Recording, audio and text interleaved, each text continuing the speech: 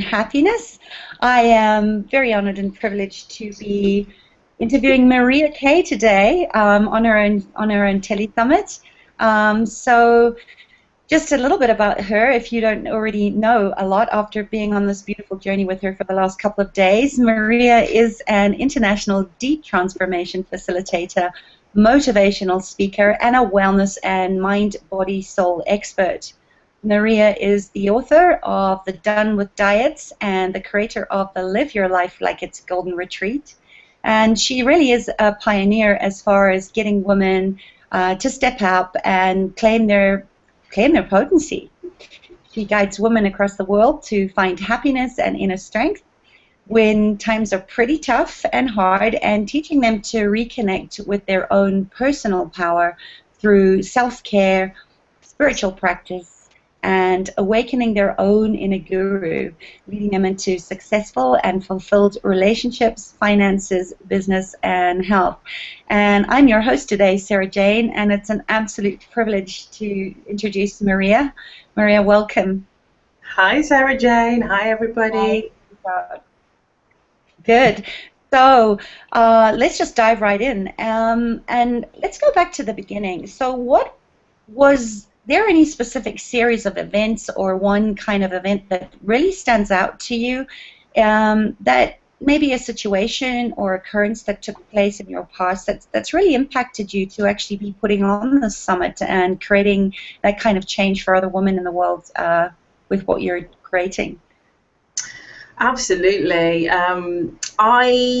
The theme that's run through most of my life, starting from a very, very young age, was I came from a background where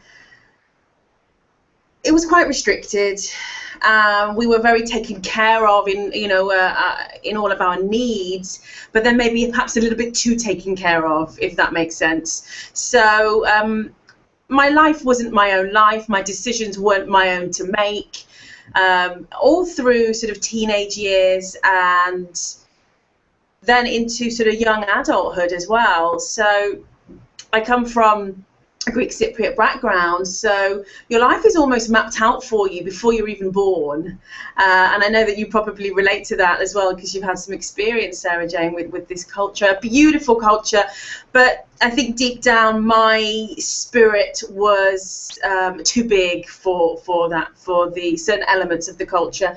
So running through really, many of the early years was this quest and this zest and this real thirst for freedom. Freedom to say what I wanted to say, be who I wanted to be, wear what I wanted to wear.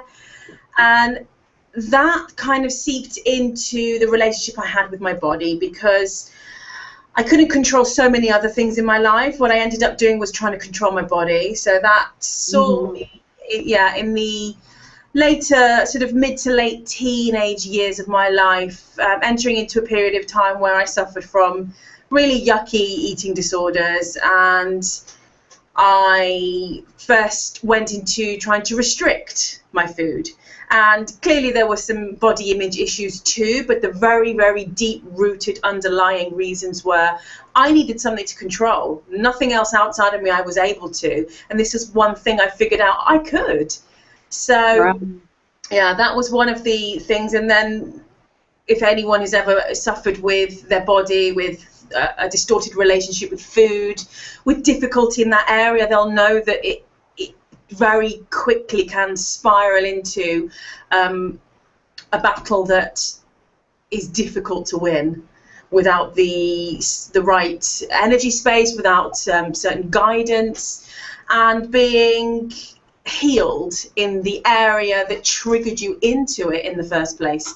So it took good few years. So that was my first kind of experience and my first sort of trigger point of, and I do remember actually being probably around the age of 17, sitting in my bedroom, and I lived abroad at the time with my family, and things were bad. Things were, I can say it was one of my rock bottom moments, and I did have thoughts of ending it, What's there to do? It was so ghastly and so unbearable.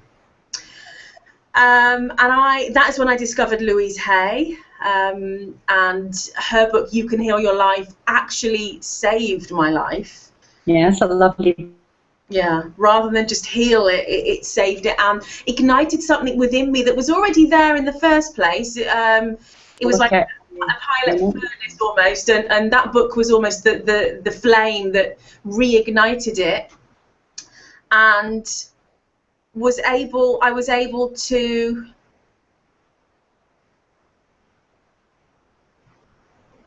Can you hear me? I can. You're still there. I was able to actually understand. In fact, I got very clear messages at that point that you're not done with life. This life is too good. And I then cultivated that very dark period of time in my life into this passion for life, this passion to just live it every single day and put myself first. So that was one of the very early moments I remember thinking, yeah, it doesn't matter what anyone says, I have to be first. Now that I didn't nail that immediately, you know, there were other things that came up. The next thing that kind of, I guess, was my next group of lessons was relationships. I went through a difficult marriage. I went through a series of really unhappy relationships whereby I wasn't treated the way a woman should be treated. And it took me a while, but I now understand on a very conscious level that I was only being treated in the way that I was allowing myself to be treated. So whether I was dating or in a serious relationship, whatever level of contact it was me really calling the shots. So after a series of going deep into that arena of my life, I then also realized that, again, that theme was freedom coming up. The freedom to be who I needed to be, regardless of who I was with, rather than molding myself into what I felt would fit. Because in my sort of 9 or so year marriage to my Greek Cypriot husband, I molded myself into this unrecognizable human being. And a lot of my friends say to me now, I can't believe it was you. You know, I turned into this house proud, obsessive person who was doing things for the sake of doing things and not realizing and understanding why. So this is a question I ask all of my students, all of my clients: why do you do what you do? And then you'll uncover so much of the truth. And then I moved into coming out of the marriage, a very difficult time in my finances. And again, went through a lot of healing, a lot of forgiveness, because you know, the relationship I had with my husband, you know, did create a lot of that catastrophe financially.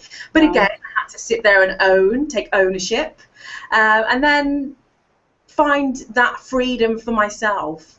So absolutely, I hope that answers your question, Sarah. Yeah, beautiful, beautiful. You touched on so many things there, and you know, just looking at the normal timeline for most teenage girls, especially those early teenage years when your body is changing so much, and there's all this peer pressure and a lot of media hype around what you're supposed to look like and who you're supposed to be, and it becomes, like you said, this almost obsessive compulsive hamster wheel that you end up becoming someone you don't even recognize and not really having the support or the experience to know what to do with those feelings and emotions, and not to have to turn them inward to actually destroy your body when your body's just screaming for some allowance. And I so totally get you, what you're saying with the whole choice thing too, you know, and the cultural differences too. So, you know, what body image looks like depending on culture is so diverse and so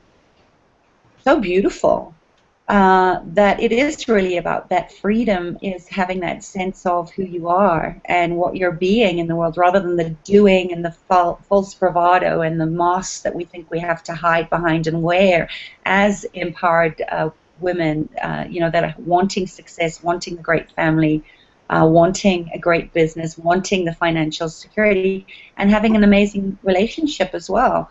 So I'm so glad that you're creating this platform for other women to know that, they can change, through your inspiring stories, through your own experiences, and we all have them.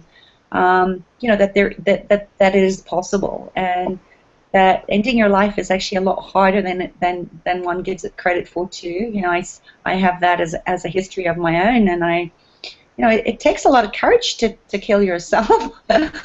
And what if it didn't have to look like that, or even an energetic, mini death of self, to break through, to actually claim your golden ticket and have everything that is possible. So that's so beautiful. What was one sort of profound decision that you made that really changed your life for good? And I say that as a little bit of a contradiction, because there is never anything but consistent growth, is there? I mean, we're constantly up leveling, we're constantly growing, we're constantly looking to be the best that we possibly can.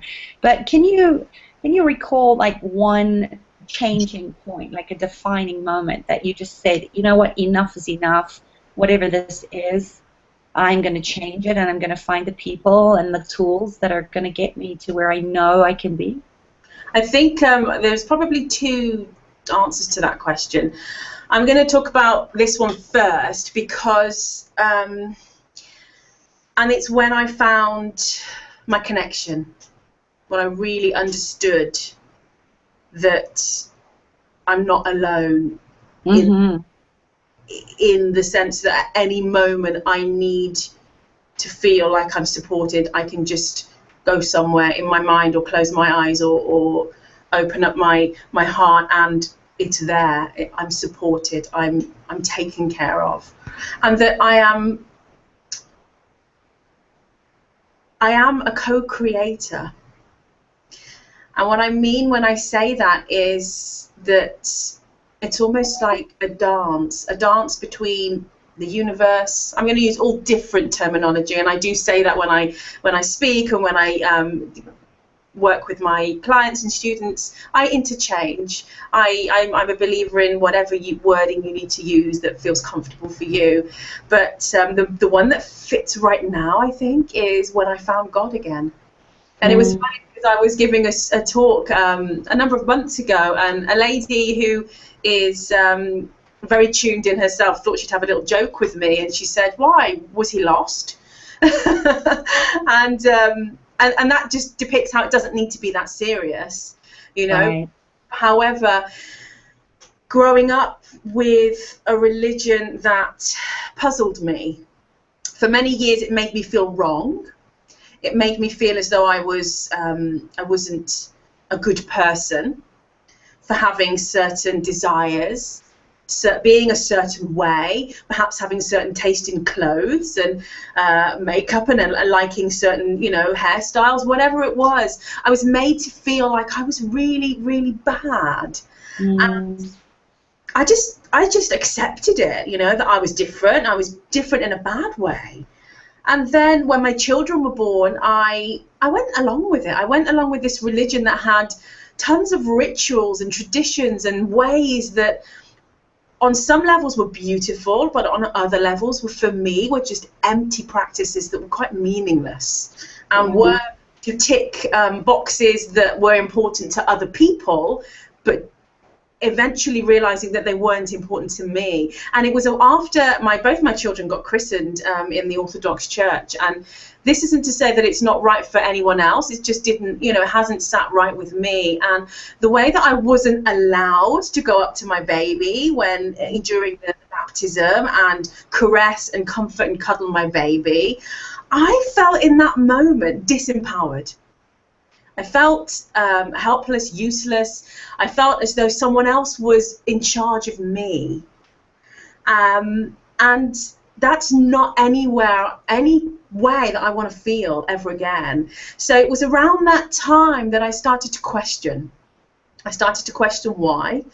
What is, I'm not saying there isn't anything. I want to know what there is out there, but because this isn't serving me anymore. And that's when I was led into a certain chain of events in my life that, now, I talked about being in a place where I wanted to end my life, and that sounds like the most rock bottom anybody could ever reach.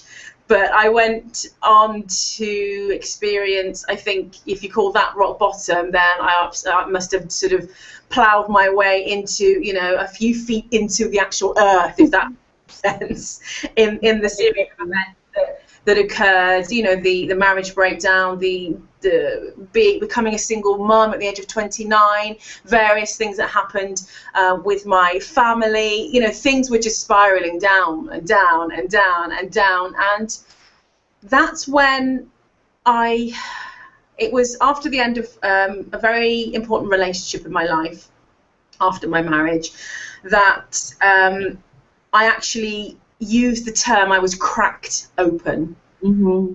I was cracked open, and I don't use that term lightly. It really was like to the point where, and as a mother, and I'm sure most mothers will understand, that you haven't got time to be cracked open, flawed, or out of action. It just doesn't work that way. But I was, and it was in those days after the breakup that I was spoken to, I was touched, I was connected to our higher power, that God source, that source energy, Buddha, whatever you like to call it for you. But I didn't know what it was at that time. And it wasn't until a little while later when I became a student of A Course in Miracles, which is a body of text that's channeled from Christ consciousness, that I started to understand, right, years ago, I didn't know what I believed in, and I asked for clarity. And this is exactly what I received. I received that clarity. So those, I think, you know, if you sort of group them all together, those chain of events, those kind of collective moments of aha, were when I found my connection. And I practice all different kinds of daily practices. You know, I pray to goddesses, I speak to God, I converse with the universe, I have fun with the universe. So, you know, it's a real mixed bag of fun, connectedness. So the second one, very, very poignant realization for me, and this is one I rant on all the time about to my students and clients, is self-love.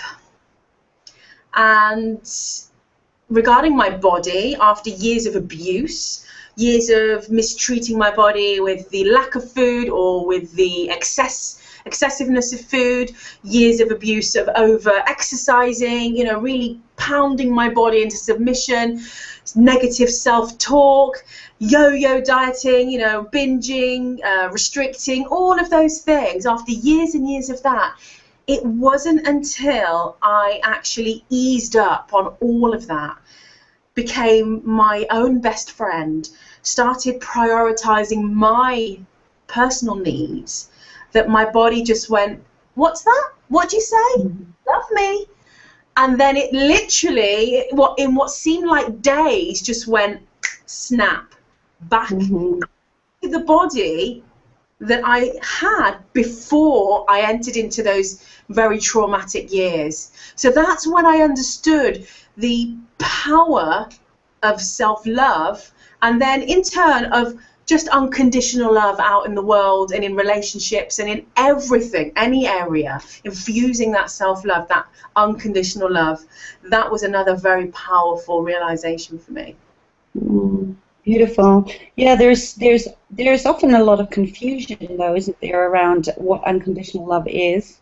You know, as that beautiful tapestry of interconnectedness that we all are, and we're dancing with the molecules, and that our body is our greatest consciousness facilitator. How little we listen, like you said, to tune in and actually give your body a request, to ask it to lighten up, you know, of all the heaviness, and knowing that the body follows the mind because it wants to make you right.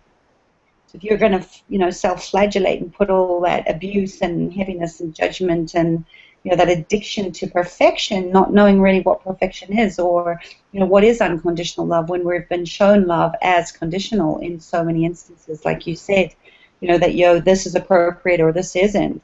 What would you speak to? Would you speak some more about, what that would look like from a place of total allowance? I like to call it allowance, because just allowing people to love the way they love and not really having a point of view about it.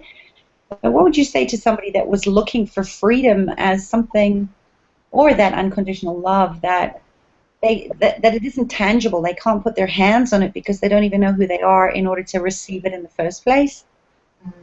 I would say, first and foremost, it starts with yourself. So real simple things that you can do. And I work with so many women on so many different levels. And one of the things that that always stands out for me is when I kick off my live retreats. And one of the first exercises we do is on a piece of paper. Well, I have them write 10 things that they love to do. And the room goes silent. The pieces of paper are blank, and nobody can remember or connect to what they love to do. And of course, we're human beings, not human doings, but we spend so much of our life doing things. So what I like to connect them back to is that what are you doing in your life that isn't serving you, that isn't making you happy, that isn't fulfilling you, and bring it back to what they do love to do.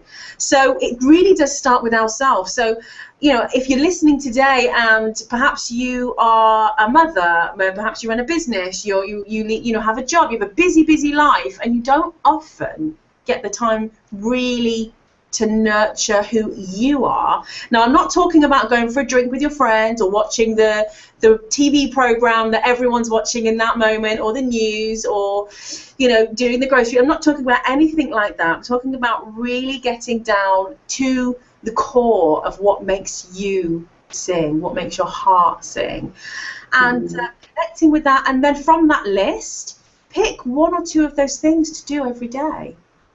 And what that does is it creates an energy of love. And you talked about our energetic cells, and I love that. I'm very into all of that. But on a very simple, everyday level, it is about just have a look at your diary, or your calendar, and just really go through what is written in there for the next month. Okay, because so many of us say, well, I'm so busy. How many times have you bumped into a friend, in the street, and you haven't seen them for a while, and you exchange sort of pleasantries? How are you? Oh, I'm really good, but I'm so busy. It's just become so fashionable and so common to be busy. But what I would love to urge you to do is check in with yourself. Have a look at your diary. Have a look at your calendar. What are you busy with? Why are you busy that you don't have time to take a bubble bath with essential oils once a week? Why are you so busy that you don't have the opportunity to nurture and nourish your body with great food and gentle exercise? Why are you so busy? And chances are, when you start to go through those lists and those calendars and those diaries, you'll see things in there that actually you're not doing for you.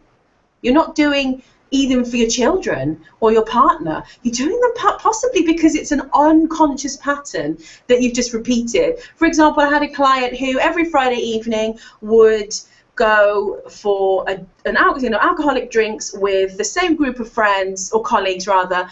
Every Friday evening would drink a little bit more than she would have wanted to, and then a Saturday is spent recovering. Now, she was really unhappy with that, really unhappy, but didn't know how to break it. So it sounds really simple, and it is. Just ask yourself, well, why am I doing that? Why am I going along with this pattern that I feel stuck in, right, when actually I could make the decision to change that? So have a look at your diary and then make a decision, make a pact with yourself, set aside some kind of time, whatever that looks like for you. I never like to dictate time frames, because that can just cause panic, and again, it's taking away someone's freedom. Because if I tell you you need to do this for an hour a week, then that's coming from me, a place outside of you.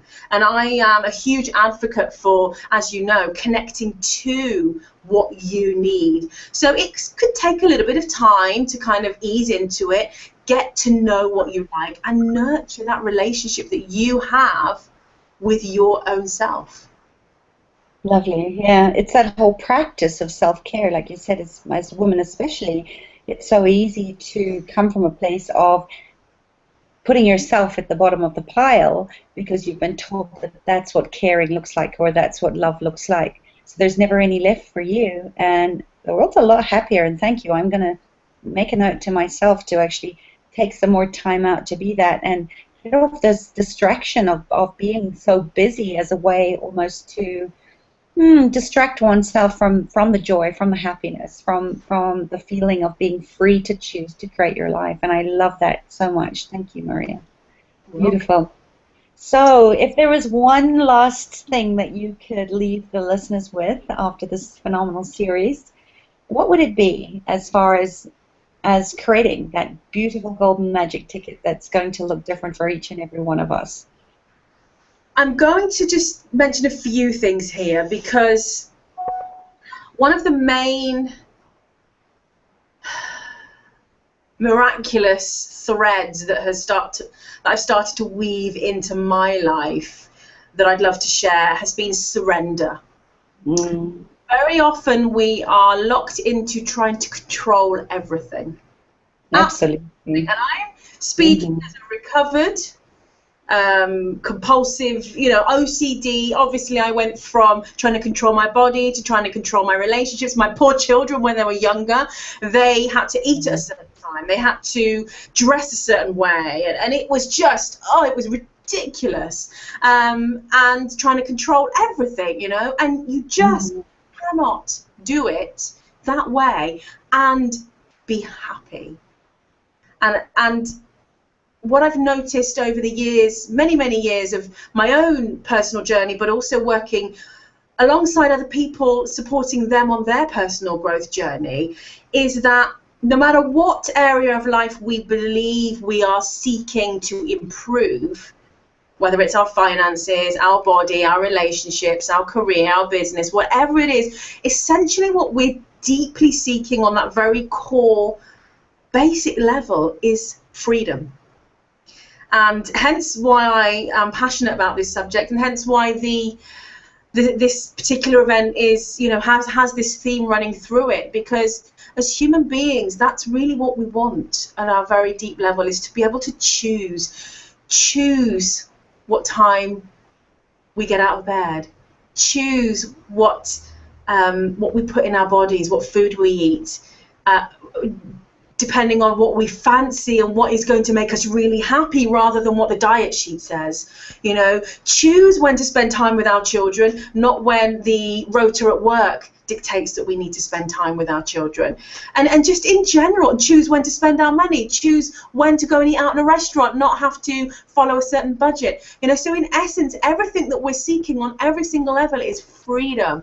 And we cannot achieve that if we try and control everything.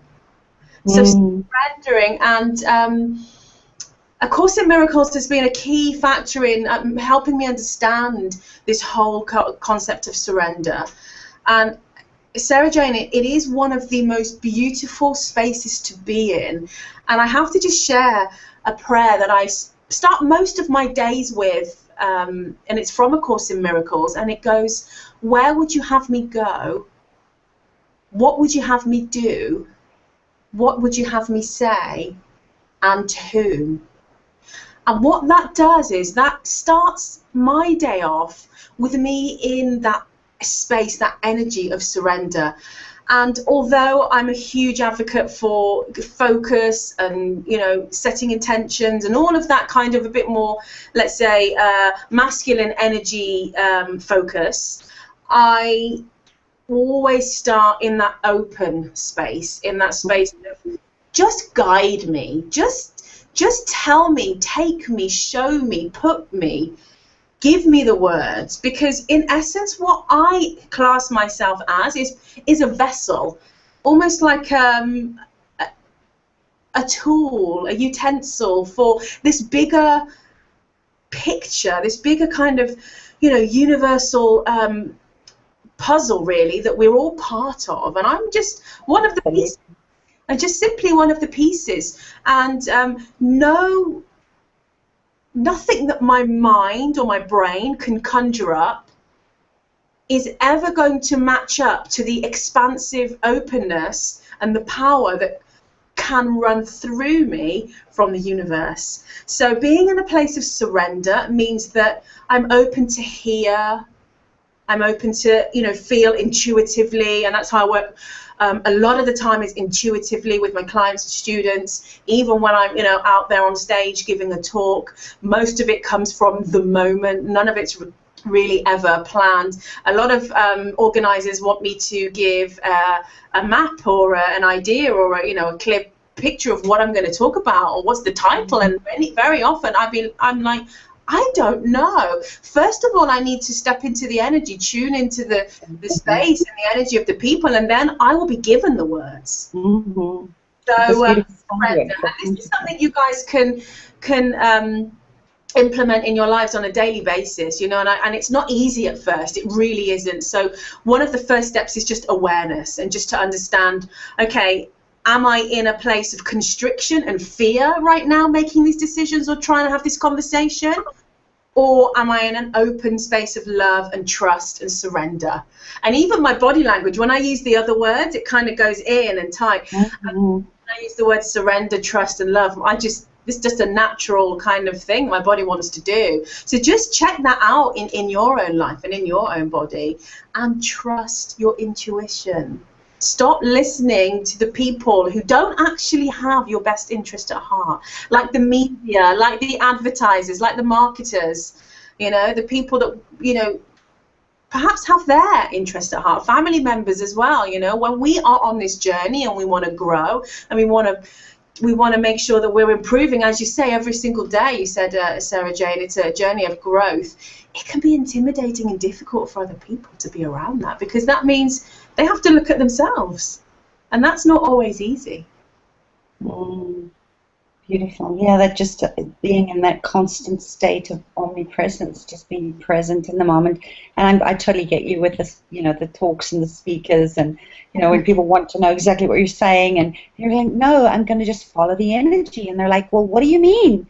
So being totally out of concentricity and form and structure it is that freedom that you're talking about. It's that space to just be present and be happy in the moment. And I love that about your golden ticket. So thank you for sharing that with us. And one last big juicy bit is that you have a free gift for your listeners. So would you like to tell them what that is? And I'm so excited about this one, because it means I get to connect with all of you guys on a personal level, and that's one of my most favorite things to do. So I'm offering you the chance to connect with me and have a complimentary discovery session, so we can sit together either over the telephone or via Skype and get to the bottom of why you are not feeling this freedom in your life, why you're perhaps not feeling happy and perhaps not feeling successful. And if you are having a certain degree of those things, then let's figure out together how you can get even more of that into your life and start living in your bliss zone, your miracle zone every single day.